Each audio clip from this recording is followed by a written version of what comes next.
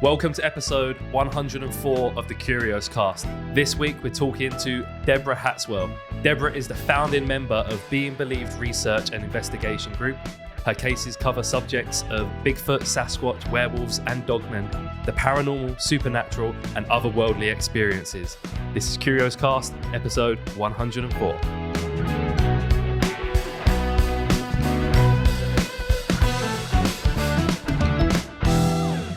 Welcome to the Curios cast, Deborah. Hi, I'm really pleased to be here. Thank you for inviting me. You're welcome. I was telling you just a minute ago, it was our co-host George who introduced Rob and I to your content. He stumbled across your map, the map that is it's really impressive, and we'll have to link it below as well, so anyone can go and see it. It's essentially just a map. It says here it's 40 years of research and investigations, and it's built into Google Maps, so you can zoom in, you can scroll around, and it has I don't know how many. Do you know how many instances and how many reports are on this map? I would guess somewhere around about 3,000, but that's globally.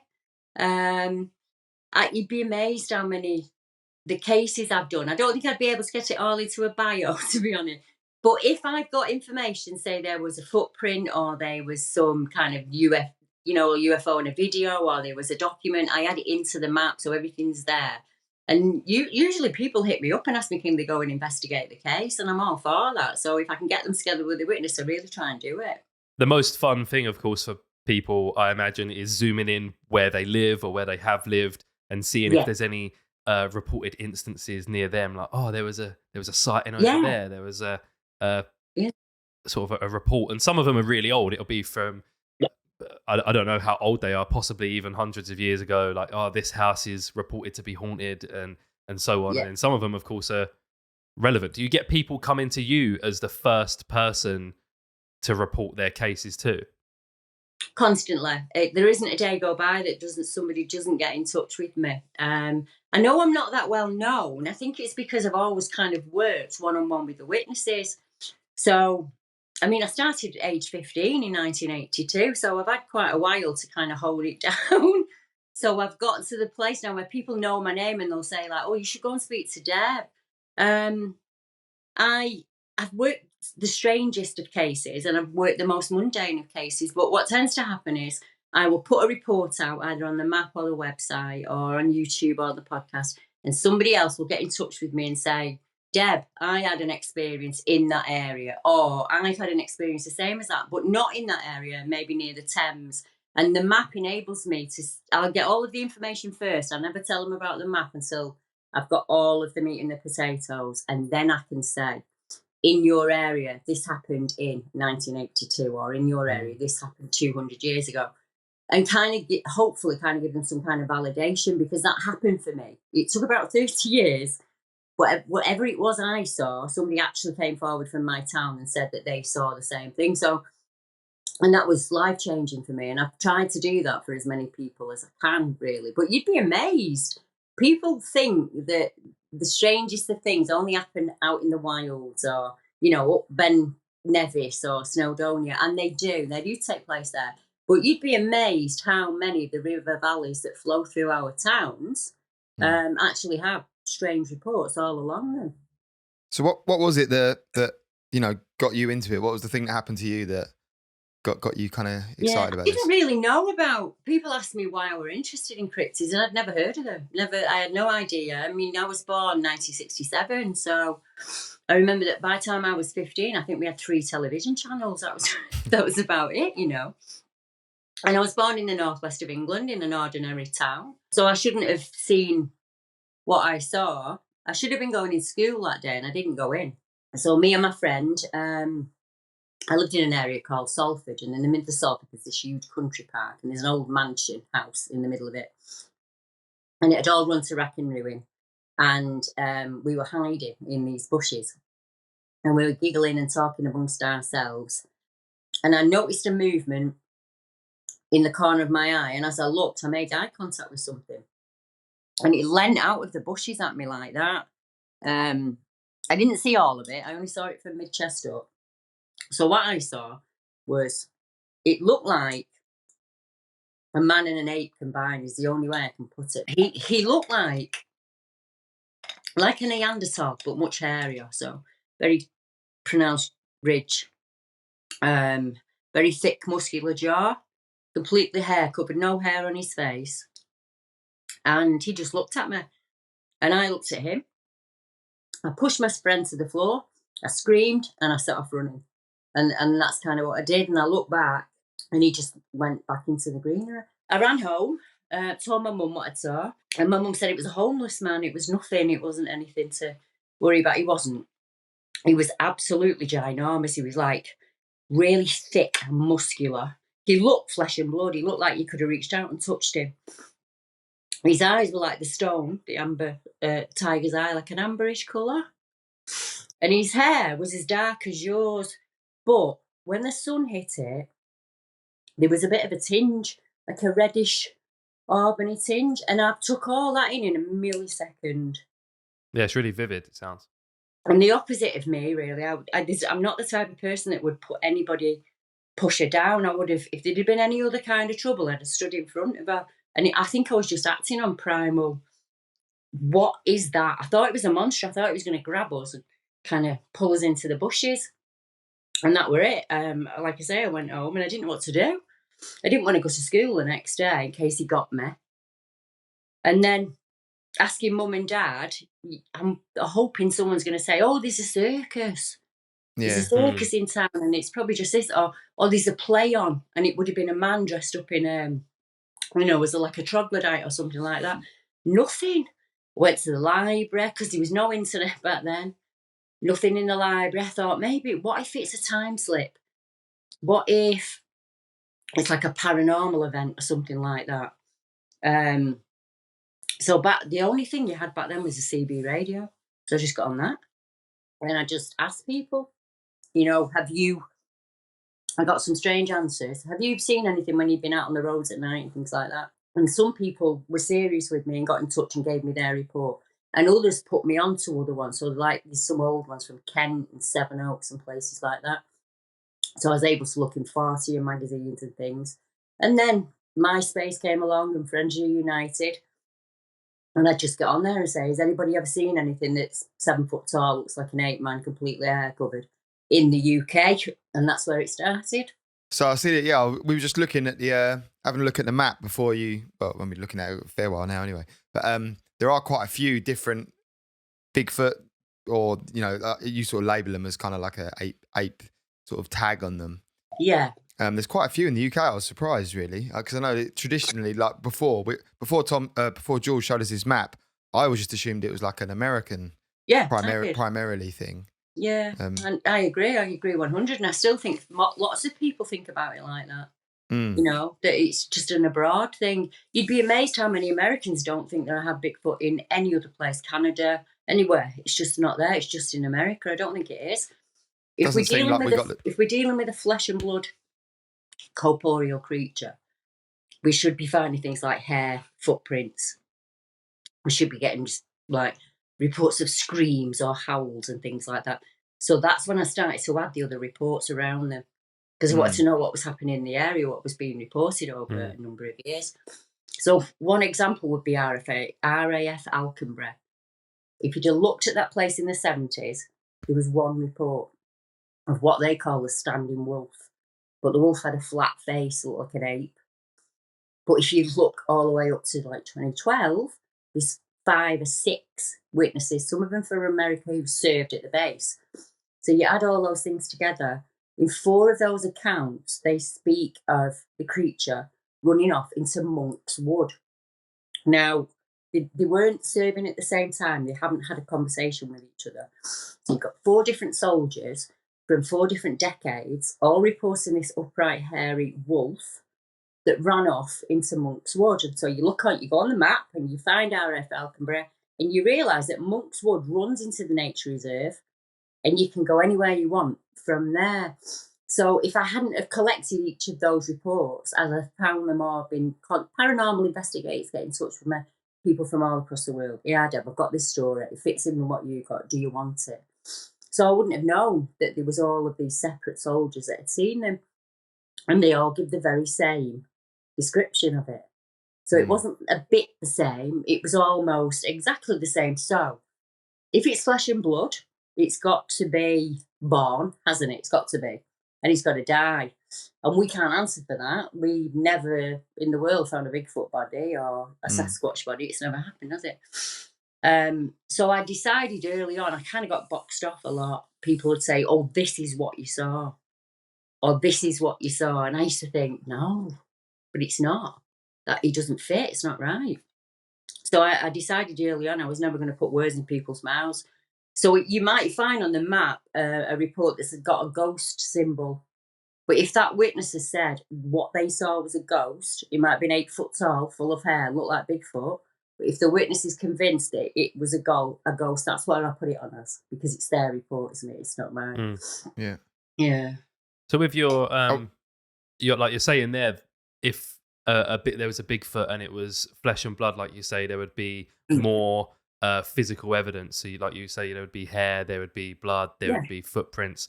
Does that lead you to believe that if there is a Bigfoot Sasquatch type being, that it would be more a paranormal being rather than something physical, like you say? Well, I'm in a unique position in that people send me this evidence, because where else do you send it to in the UK, you know? And that's what I spent the last 35 years doing. We have to answer the skeptical questions. So normally, if you see a ghost, you don't have to answer any questions, and a researcher goes out and finds it for you and tells you. If you see a creature, there's nothing out there that can do that. So I had to find out for myself. So I thought, right, well, we've got to be finding. If the Americans are finding A, B, and C, well, I need to be matching this A, B, and C. So yeah, over the years, we've had a lot of fakes come in. We've had a lot of misidentification of overstepped animal prints, and just people who don't really understand the woodlands will say, you know, there was this awful screeching creature, and it sounded like they were clashing, and you think, oh, it's the roar. So you ask them where they are, and there's a lot of deer there, and you have to explain that's probably the roar that they've heard. But within that, there is a small cluster of anomalies that we cannot explain. I cannot explain. So footprint finds, we do have them. There's some really decent footprint finds in the UK, but they do not look like the patty print that you see in America with a big round heel and, you know, that looks like it's been stamped from above. These look more like a human print, but a foot that's never been shoed, much larger than a human, and your actual foot morphology, so you can see the movement within the mud. So that's either an incredibly good faker, or we might be onto something there. And I'm not the expert. I can't sit in judgment to say that's real, because scientifically, until I see what left that print with my own eyes, everything is theory. So I'm never going to say to people, this is a Sasquatch print from the UK. This is a print that's an anomaly. It hasn't happened in summer. It isn't close to the beach. It's in an area where maybe it's incredibly hard to get into, or you've got to go 100 yards through brambles barefoot. So when it's like that, then I keep it, because you just don't know, do you? We have had hair samples. Currently, there is nobody that will test them in the UK, so they're just put away for data. If I paid for it myself, it'd be somewhere between £3,000 and £7,000. Oh, wow. And I just can't do that, can I? Yeah.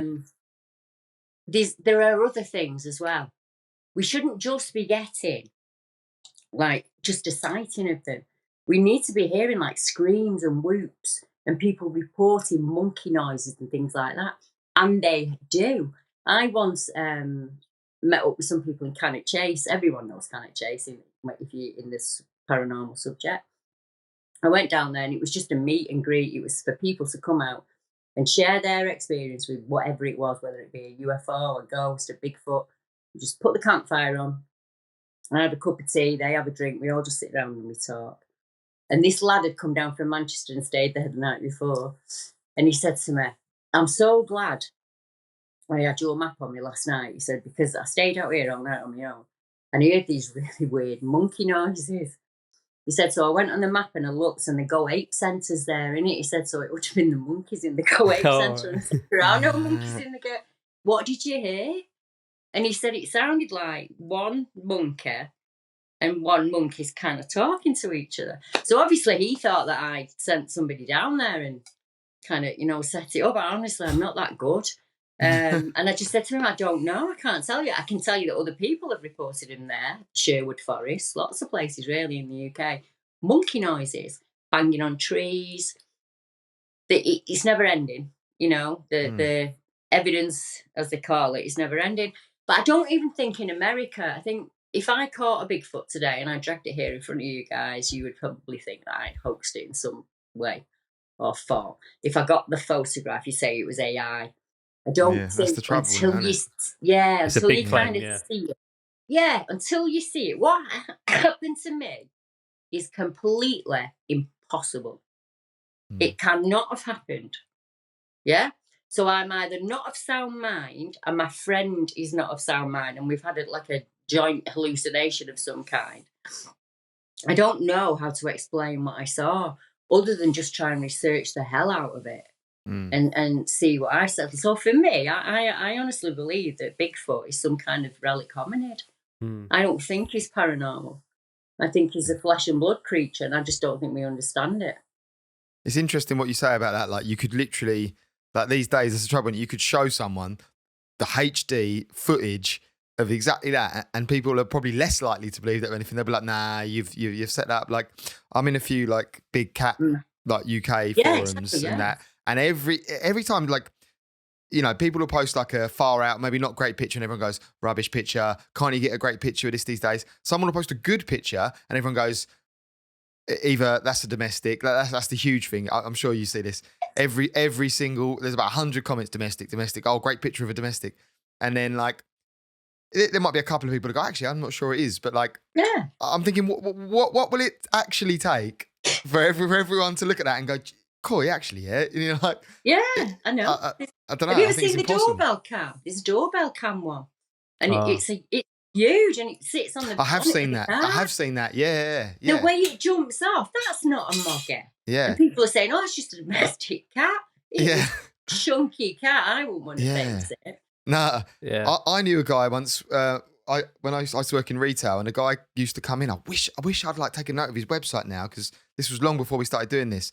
And he was like a big cat investigator, and he showed me some crazy stuff. Like he showed me like, he had like a website about it, and he showed me how there was like finds like up trees. How like, and he was explaining how like, like cats, wild cats in like Africa and things. They will kill an animal, store it up a tree, and they find stuff like that in the UK and things. And he had all pictures of it and things. Like he showed me on his website. It was crazy. I had to learn that. I didn't know anything about big cats. My dad was into big cats. He really was into it because he spent a lot of time in nature and he was convinced that he'd seen them.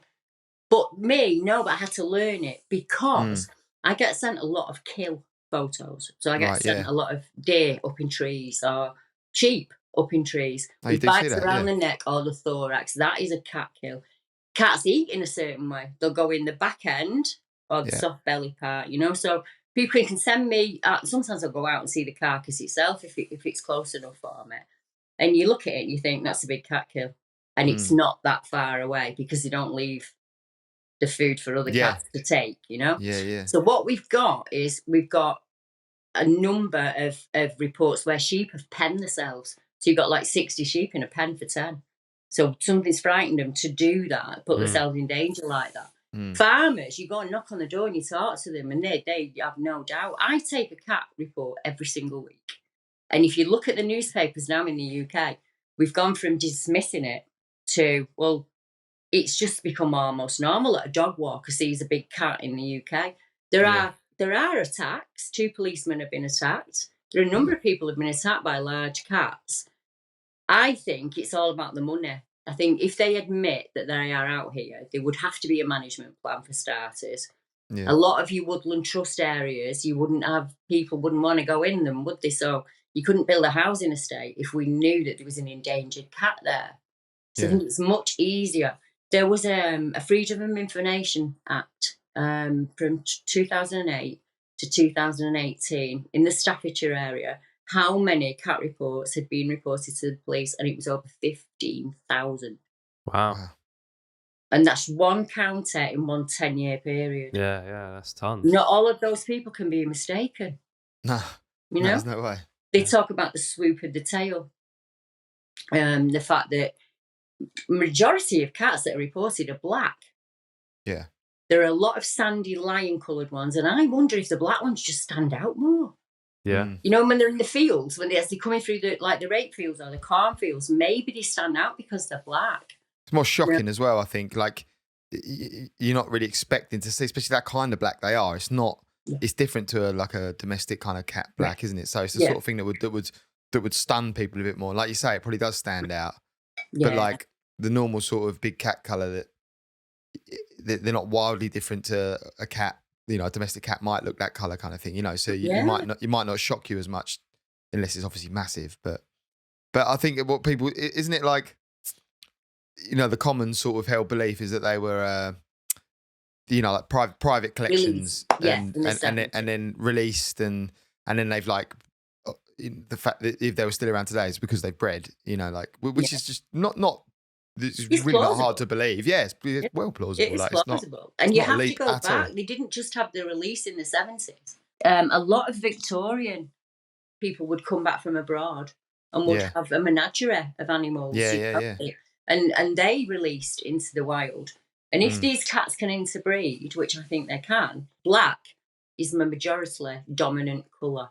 So you'll even see black squirrels now starting in the south because that colour is more predominant. They're fiercer, they get attacked less, and that's the colour that's winning. So I think we've gone from people way out in the wild, so like wild campers and hikers reporting them in the 70s and the 80s. And then it was farmers in the 90s and the early 2000s that were seeing them. Now it's dog walkers in country parks and people in gardens. Cats have a male cat has a really big territory, and he will go around it and he will service all of the females. And people ask me, why would they go near a garden, Debbie?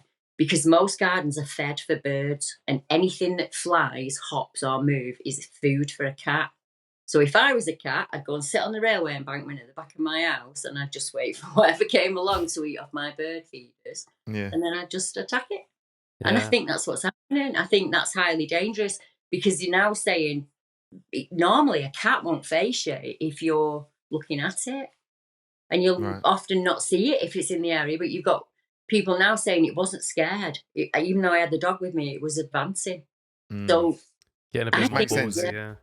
It happens anyway, in like, where humans are, as more we spread out, the less there is for them. And people say, like, why wouldn't you see them all the time? But it's like, but the whole thing is hiding and stealthy and being it's like, lone sort of thing. Like foxes, right? If you if you live in a more urban environment, like there's foxes that come out at night, and they're getting more and more to the point where they're not actually that skittish around people. I feel like they used to be maybe a bit more.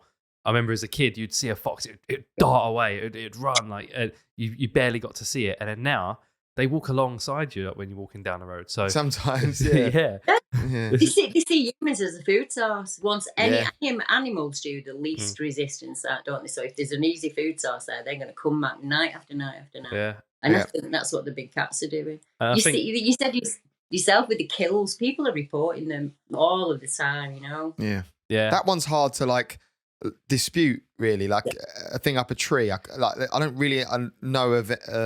I mean, you might, but like a different explanation for that. Like you could perhaps have a different explanation for a kill. You know, you could say, I don't know what you'd say. Poacher, maybe, or domestic dog, or domestic, people say other stuff. But like, what do you know of any possible alternative theories for what a kill up a tree could be? There's nothing. I don't think there's anything big enough to drag anything up a tree in the UK. You know, no.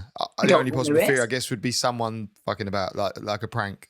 Like a hoax, or you've got to look at sickos, haven't you? There are some kills that clearly are deranged humans. Right. But I didn't think of that. When it's a domestic dog, dogs are messy when they kill, so they'll bite all over the animal, and they'll dig the feet in to get grip, and they pull like that. So it's a messy scene, and cats are a messy scene.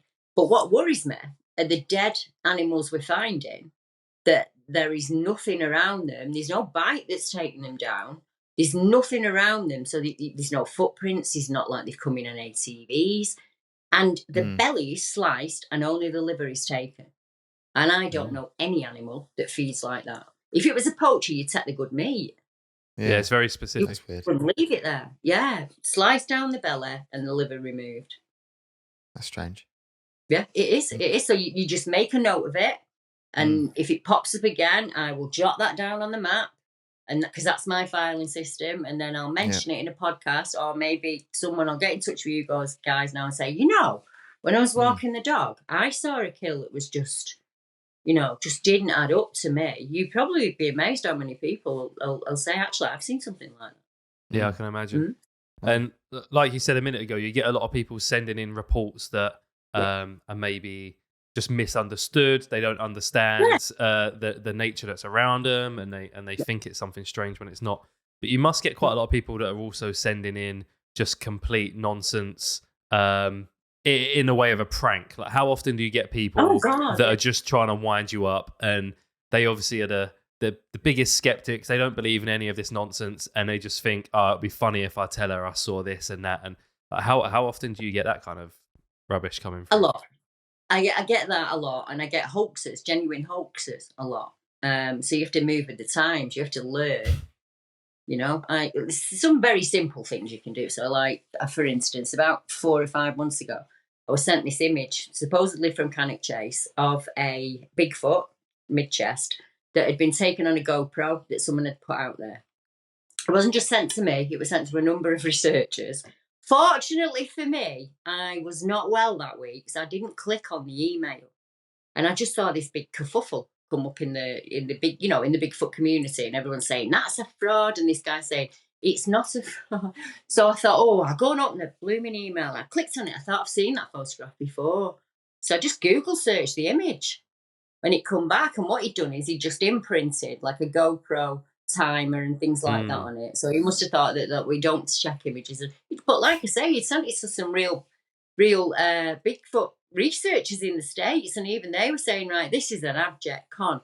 So rather than just disappear, or rather than just say, you got me, he said, no, it was not a con. I did leave my GoPro out there, and the government came in and put that photograph on the GoPro so that you wouldn't believe me. And you just think, at that point, you think, right, well, I've got too much to do today to be put. You would be amazed at the extremes that people go to get on the show or get in the website. I've had people contact me who have been attacked by poltergeist, and have then contacted me from the same email pretending to be the deliverance minister. And there's a whole conversation going on between them, all from the same IP address. Interesting. At that point, is it a good prank if you're spending that much time making up fake stories? Like that guy who said that he saw a Bigfoot on his GoPro. It's like, this isn't a prank. What? You've just wasted all your time. The prank is on you. Why, you pranked yourself. You'd be amazed the things that we get sent in, and I would say it's not just me. I have researchers say, "Look at this that's been sent to me today, Deb." But you see it yourself on TikTok. How many videos you see on TikTok where you think, "How are they falling for this?" Yeah. I could do that job. I could do that job really easily and get millions of pounds. What about the other side? Like, have you actually seen any where you were initially like, maybe that is, and they've actually been quite good? Because you see it sometimes where people do it more as a. They're not just being prankster for the sake of it. They're doing it more as an exercise in like video editing, maybe. You see that. Like there was a famous one of like, it wasn't a cryptidy thing, but it was like a baby getting picked up by like an eagle or something. Did you see that? Oh, yeah. It was like, I remember that. And it was like a project turned out to be, or there was another one I heard. It was like a school had done it as a little thing to. Yeah. Maybe to teach them about virality and they'd done that was like, I can't remember what it was now, but that was sort of like a paranormally thing, and then they in the end they admitted and said it was an experiment kind of thing. I know a man who made $1 million at it. Do you know a chap called Erwin Saunders? Have you ever heard of him? No. Right. Well, I like the old tales, like the fairy folk and the fae. So when I'm not working, I don't watch Bigfoot videos because it's like working in an ice cream shop. You don't want to eat it. Yeah. Busman's holiday. Something completely different. So it comes across this video on YouTube by Erwin Saunders. It was the first one he ever put out. best CGI I've ever seen, because I was convinced those little fellas were real. They look real. I do know who you mean. And they look he's so real. yeah, He looks so real. Yeah, we spoke about this, Tom. Yeah, he does it like, it's almost like he's not really trying to trick you. Yeah. It's like a game kind of thing. Yeah. It's like a he like never a show, at any like point a show. explains that they are real. It's like a show. Yeah. Yeah. And it was back in the It's day. great. And at the time, I'd done a number of documentaries, so I was able to get hold of one of the documentary makers, and I said, "Do you think this is legit?" And he went, "No, Deborah, that is definitely CGI." Yeah. And he's very clever. Whoever he is, and he is very clever. Yeah. But I really hoped. Hoped that, you know, like a bit like what was he called, Sherlock Holmes and the Daft Fairies that he fell for. I fell for Irwin's elves. Yeah, I spent a bit of time on that. It's just entertaining, regardless, isn't it? It's like whimsy, in it, but human beings love things that are out of the ordinary, aren't they? Like people say to me, "How do you make a living doing what you do?" And I say, "I've never not got a job to do."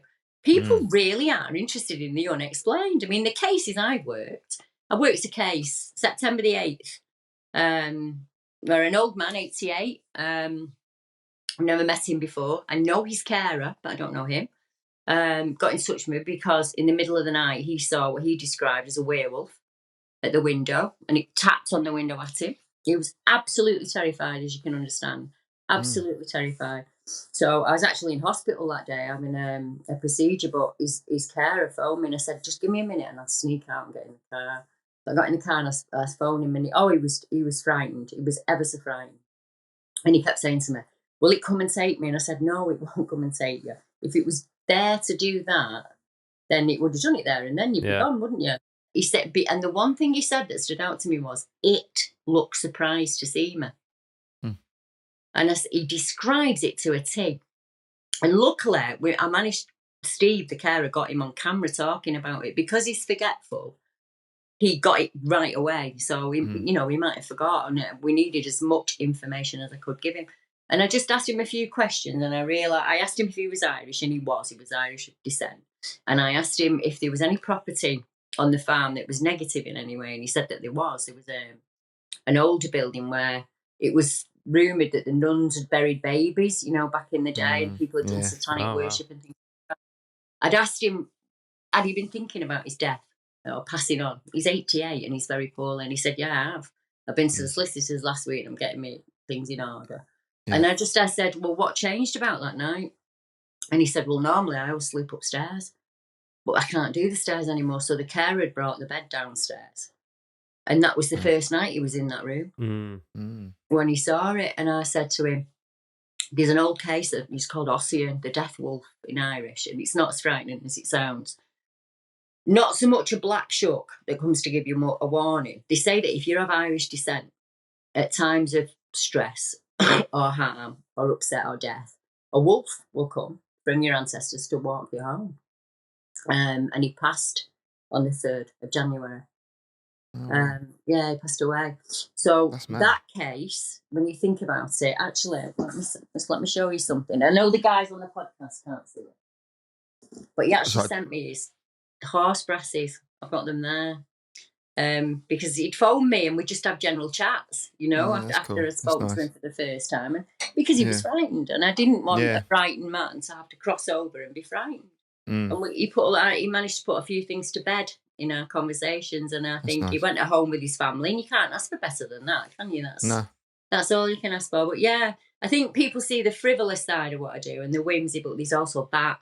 So you're working in those kind of cases where you do get emotionally involved. It'd be impossible not to. Yeah. What's a case that you've worked on that's stuck with you the most? Whether that's the most unbelievable or the most like whimsical, as you say, or just something that you couldn't get out of your head? I couldn't just say one. There isn't just one case like that. There's a few cases that are like that for me. RAF Bempton is a place on the north-east coast of the UK. And the north-east coast of the UK has so many werewolf and dogman reports. It starts at about Kent and it goes all the way up to the Scottish coast. So you've got the old Stinker, Beast of Barnes and Dray, lots of modern-day reports and lots of younger reports. So, strangely, dogmen creatures are often seen on areas of military defence land, like the Standing Wolf at RAF Alconbury.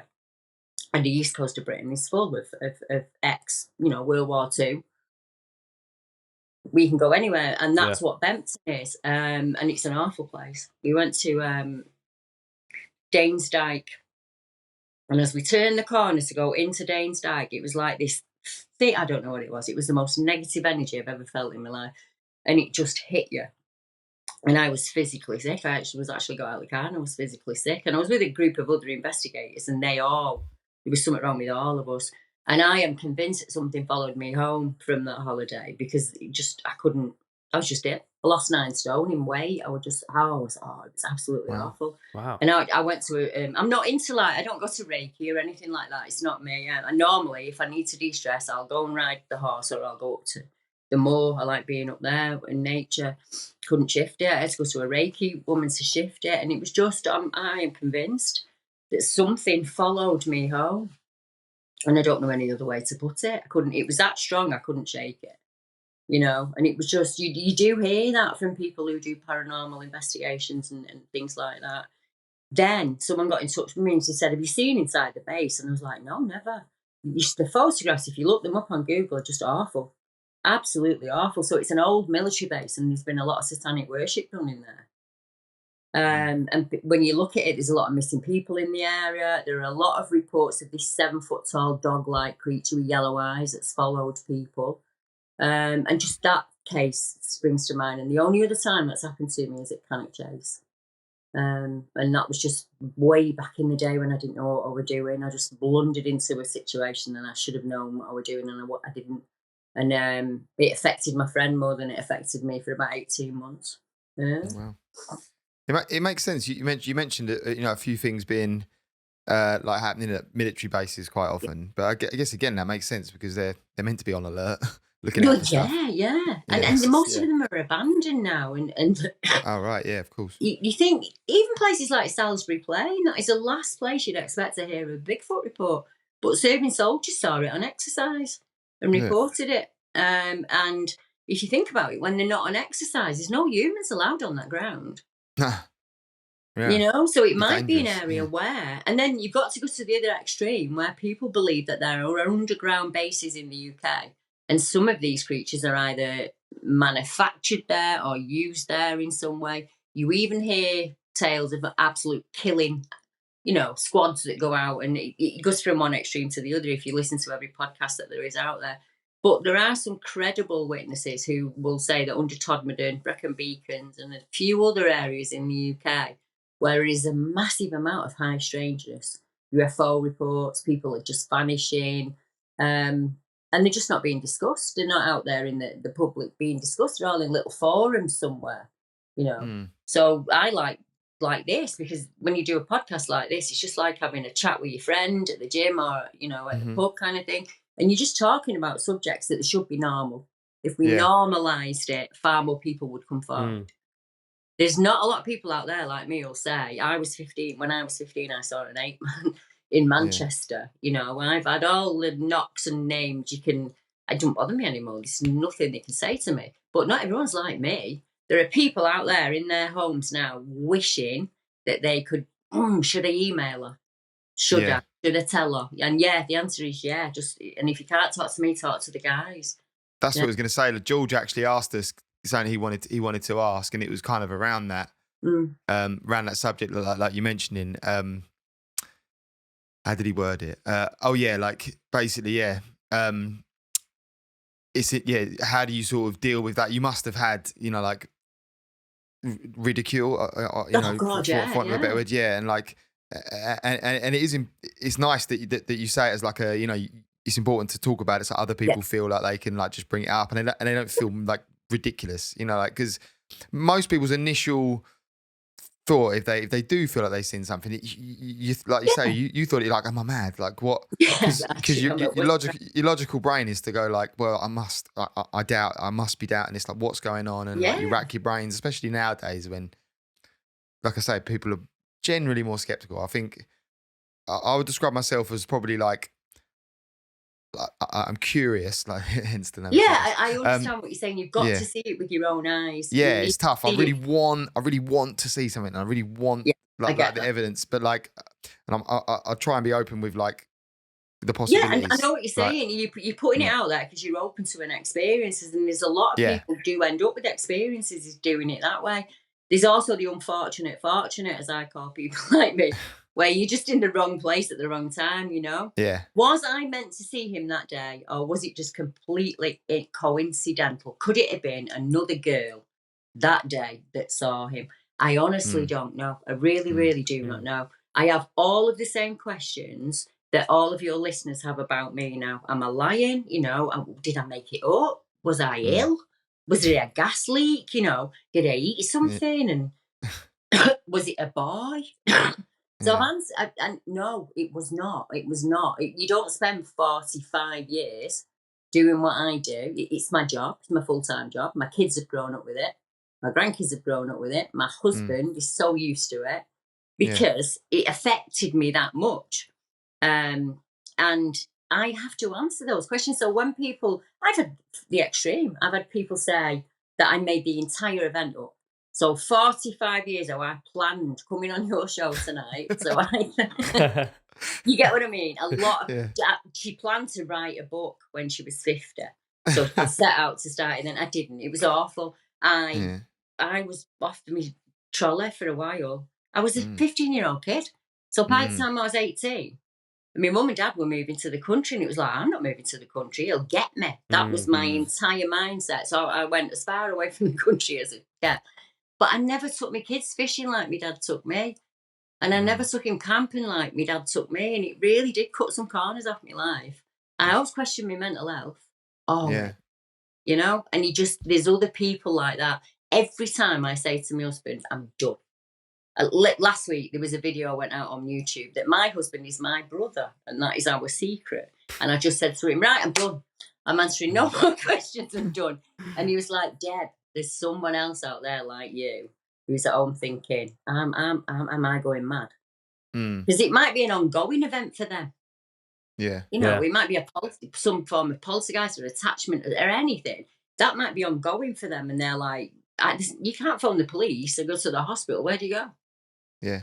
Yeah. I like your approach to it, that you say that. It's like you're just sort of, you're willing to look at the possibilities. Yeah. To rule out what's left, and I think that's what you can do. You don't sound like you're completely blindsided enough to go, nope, it must be this, it must be that. And I liked what you said earlier about like, I can't definitely say it was one thing or another, and I can't say that about someone else's experience either. All I can say is this is what I've been reported, and I write it down. I like that, you know, like, and that's what you see on your map. The analogy I use is if I'm going in, say, right, me, you, and you, we're going out to a paranormal. We're going to do a paranormal investigation, right? If we'd have done it in the 40s and the 50s, if anything had happened, if we'd have heard anything, we'd have been like, it's like the ghost of Christmas past or whatever, because that was the history then. Go to the 80s and 90s, you hear a tree knock, it's a demon. It is satanic panic. So we do put the like a different trend, into people's minds. So if you say, hang on a minute, underneath all of that noise, what you're hearing is a bang on the wall. So if you tell that person, oh, that's a demon, well, everything's going to go real negative real quick. So if you can say to that person, have you got new neighbours next door? Let's put your phone on. When you go to bed tonight, put your phone on the side and just record. You might find that banging is your neighbour going to work at 3 a.m. You just not really notice because you're both on. You've got to debunk everything. Absolutely. I've done a case where she said she was getting tinnitus and it was like a ringing in her ears, and she described it as infrasound and it was knocking her sick. Then she said, it's got to be something in the house. And as soon as I walked in the front room, do you remember in the 2000s you had those phones that you carried about, but the base used to plug into the wall? You could hear it like a high pitched. Oh yeah, like you just hear the electrical. And as soon as I plugged it out, I said to her, let's unplug it because I can't work around electrical devices. Let's have a cup of tea and a chat. And it started to ease off. And she said, you're a miracle worker. And I said, it's not. It's that phone. That phone, I heard it the minute I come in your house, and it made me feel a bit sick, and my head felt a bit dizzy. And you just have got to be honest with them. Yeah. You know, it wasn't the ghost that she wanted it to be, but it was easily solved. That was what it was. You get there's people who, of course, you probably get multiple reports from the same people sometimes that they've seen this over here, and then maybe they've heard a different thing in another location. And I feel like everybody knows someone who has a ghost story. But you also get people that are the complete opposite and will go their entire lives not seeing anything out of the ordinary, not hearing anything, and not believing it. Do you think that it's just people obviously experience the world in different ways, and some people genuinely go all their lives, or is it maybe that some people just aren't looking out for it, and they maybe would have had an experience if they were more, if they were believing that there was something there, they're more likely to experience those things?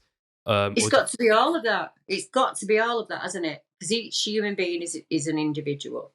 What scientifically, what I think is going on, go right back to caveman days, before we spoke with communicative language like words, we had to communicate some way.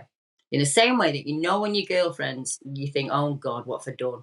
You can tell when when someone's off with you. You might meet a person for the first time and think, I don't like them, and I don't know why. It's your peripheral brain. It works 24/7. It's the same reason you can sometimes feel like you're being watched. You can be sat on the bus and you look around and someone's staring at you. All of that kept you alive as a caveman. It did. And it's just a natural sense. We all have it within us. And I think some people have it in higher and lower levels. And then when you look at people on the spectrum, they find it much easier to tap into the quantum world, as some people would call it. So they see things in a peripheral way rather than in like a society brain where you're plugged into the TV and you don't see anything. I think by the time you're about 3 or 4, a lot of people you talk to saw something in the bedroom when they were a kid. So it frightened them. It terrified. We've spoke about that a few times, Yeah. And the parents tell you that it's a nightmare, or it's just this, or it's just that. And I think it starts to shut that down at that point because you feel silly and you feel embarrassed about it. That's what it was like for me. I was naughty. It's just these things in my bedroom, and I was naughty. I was terrified is what I was. That's why I wouldn't go to sleep. And I met, for the first time ever, a chap the other day, and I was interviewing him, and his little boy was seeing shadow folk, and I have to work with lots of children. And I said to him, what did you tell him? And he said, son, people do see them. We don't know what they are, but people do see them. And I said to him, I wish somebody had been like that with me when I was a kid. Because if somebody had said it to me, it might have been different, I might have handled it a bit differently. It's each an individual case. Some people have nothing, and then like Fred, nothing his entire life, and then at 88 he has this experience. Yeah. But sometimes when you're close to death, I think you open up. There are times in your life as a human being where your energy changes. So a lot of poltergeist activity happens to boys from about 14 to 16, because that's when your energy changes as you become a man. Then it'll change when you become a parent. And then when you're my age, you kind of fit your skin, and you don't care what people say about you anymore. You've got none of those hang-ups, and you're just open to everything, really. Interesting. I've got one actually. Like I might, when this finishes, I'll give you some. I'll see if the guy wants to get in touch with you, but trying to get something local on my area. There's actually a local pub that we go to that's really, really old. It's actually, I'm wearing a hoodie from the pub. It was established 1700. And the landlord in there, he's got some stories, some reports. Oh, we were trying to do an episode in there when we were all together. George actually lives in Holland, so we were trying to get together and record an episode in it. He was going to tell the story, but there's a few different ghosts that he says are like regulars. I love that. I love it. So, pubs are quite a common hotspot for these paranormal activities, right? Just because they're usually a very old building that's been like the center of a community for such a long time, and I imagine that's maybe why there's the meeting place. So back when we had Stonehenge, and we all met at Stonehenge and kind of shared energy and had this massive rave that went on for weeks and weeks in the summertime. That's how you did it then. 1970s, you sat in the pub. That's where you met your mates. It's where people are happy. I honestly believe that most paranormal activity happens when you are at your most relaxed. When you turn off this front brain and you just chill. You're driving or you're sat fishing on the side of the river, you just walking the dog, whatever it is that makes you chill out. Yeah. And then you have an experience. And it's just, I think maybe pubs are just they're meeting places, aren't they? You think for generations, your dad would take his son out for his first pint. It was a big thing, wasn't it, in the UK? It's what we did. Now, not so much. I don't know. Very different where I live. There's no pubs open anymore, so I'm not really sure what people do together now. Well, this one's a great one as well. It is like a great sort of like community hub. I bang on about it all the time. It's awesome. I think that's why. Yeah, and the landlord's wicked, and it's like it's got like a plaque on the wall where it basically says how it's kind of virtually unchanged inside, like the physical layout. Yeah. So maybe that's a fact as well. You know, it's been it's great. Where would you go? So when you pass on, if you get hit by a car tonight, you can go anywhere you want when you're a spirit. You're going to go. Rob will be back in the ship. Yeah. Especially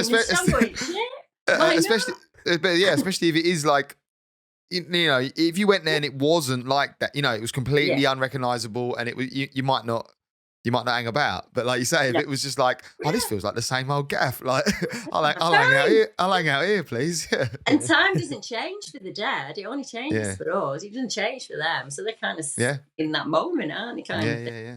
I think out of the three of us, me, Rob, and George, I'm probably the biggest skeptic when it comes to the paranormal. And George is on the other end, I think, and Rob's in the middle there. But I don't believe in the paranormal. I don't think there's ghosts around, and but I'm interested. And if it was true, if there, like you said earlier about what would it take for you to believe, even if you showed me a Bigfoot, I probably still wouldn't believe it. But I would like to believe in this paranormal world. And every time I say that I'm a skeptic and I don't believe, my friends will bring up this one time when I did see a ghost. Right. And it's one of these like scenarios where it's completely, I have no explanation for it, apart from maybe the fact I'd had a couple beers at the time. But we was staying on a houseboat, or like a canal boat in Manchester, and we were walking from one place to another across like the canals and the little footbridges that go underneath the streets and so on. And I was walking at the front of my group of friends, and I was turning around talking to my friend. And as I turned around to watch where I was walking, there was like a man in front of me and we were walking across like a very thin footbridge. So I thought I was about to bump into him, and I went, and out loud, I went, "Whoa, sorry, mate," as if to like, because I thought I was about to bump into this guy, but then there was no guy there, and all my friends stopped and said, "What are you doing?" Like I was some nutcase, and I was like, "Oh, there was," and I was so confused. I was like, "There was a man there," and it shuts you down. Yeah, and one of my friends was like, "Did you just see a ghost or something?" I was like, "Well." Then there was a man, like I know what he looked like. He had a button-up shirt on. I was like, and for the rest of the night, I was thinking, I was trying to like work it out in my head. I was like, what was that? And I think, how? Yeah, and I think like the skeptic in me just says, well, you'd had 2 or 3 beers and you spun around quickly, and your brain just like implanted an image that you've seen before for some reason, and that's. But I don't know if that's what I want to believe. I want to believe I saw a ghost. Like I want to be I want it to be a ghost, but I don't. It's natural I think it's natural to try and make sense of it. Yeah. Yeah, you taught to find like, well, it cannot have been possibly. Some people see shadows at the corner of their eye. I do quite often, and you catch it, and eventually, if you just stop worrying about it and it doesn't become a thing, you don't notice them anymore. And I think maybe you did see something that night. But you instantly, we're human beings, we have to reason. So your brain goes, no, it would have been a lamppost, or you've just spun too quickly, or, you know, maybe your mates didn't see him and there was a man there. You know, it's always going to be. There definitely wasn't a man there. No idea. It's always going to be like that, isn't it? Yeah. But that doesn't mean you might not see something later on in your life. I've never seen a UFO. I mean, I work in the field. I've never seen one. Yeah. But I know people that have and have seen more than one. My husband's had one experience in his entire life. He's 50 now and he was 21 when it happened to him and 3 friends. And they saw, they all kind of lost time at the same moment. And they came to on top of a hill, head to head in a crucifix with a light above them. Whoa. And every single one of them reacted to it in a very different way. And quite a few of them ended up on the bay because of it, because they're ordinary working lads who were only walking down to the garage to get some cigarettes. And my husband said it moved really, really quickly like that and shot off to Winter Hill. And it wasn't that frightened him. They lost about an hour and a half of time. So none of them can remember the walk home. Oh, and the strange things a bit missed out. They were going to the garage and they were going for tobacco, and they were getting, like, back then in the early 90s, there wasn't anywhere here where you at 9 o'clock the shop shut and that was it. So you had to walk down to the motorway and go to the service station. Yeah. And that's where they were going. And he said when they woke up, they all had each other's items in the hand, so they must have been to the service station, but they have no memory of it. They each kind of lost memory at the same moment and all came to at the same moment. And I said to him, weird. What was the conversation like walking home? And he went, we didn't have one.